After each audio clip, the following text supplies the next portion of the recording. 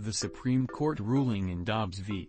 Jackson Women's Health Organization clears the way for states to reshape abortion law in the U.S., nearly 50 years after the court enshrined abortion rights at the federal level in the Roe v.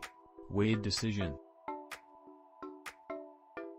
The Dobbs case came to the High Court from Mississippi, where the Jackson Women's Health Organization has long been the only abortion provider.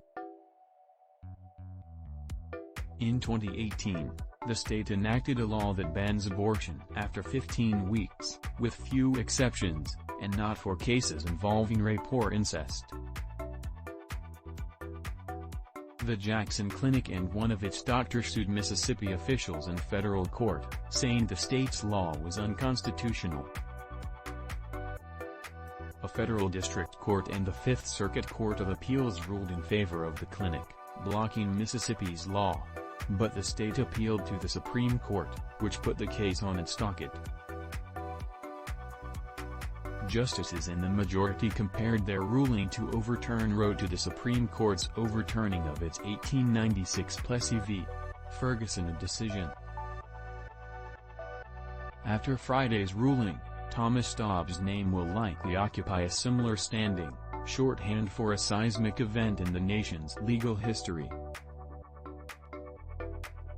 But Dobbs, a physician who is Mississippi's top health officer, says he has had nothing to do with the case that bears his name. It's just a quirk, Dobbs has said. His name is on the case, he noted, because of sovereign immunity protections.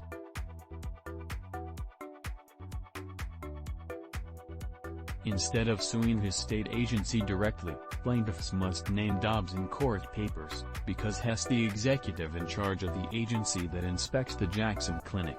Actually, that law passed before I was even in this job, Dobbs said, referring to Mississippi's abortion restriction that's rigged. Honestly, I have nothing to do with it. Dobbs is an infectious diseases doctor who became Mississippi's top health officer in 2018. Has set to leave the post in July, saying he'll become dean of the University of Mississippi Medical Center's School of Population Health.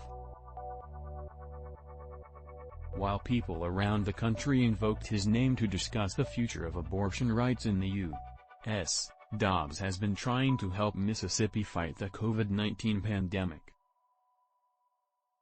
His tweets, for instance, often urge people to get vaccine booster shots, and seek out treatments such as Paxlovid and monoclonals if they get sick. When the Supreme Court granted Mississippi's request to hear the abortion law case, it limited itself to one question: whether all pre-viability prohibitions on elective abortions are unconstitutional.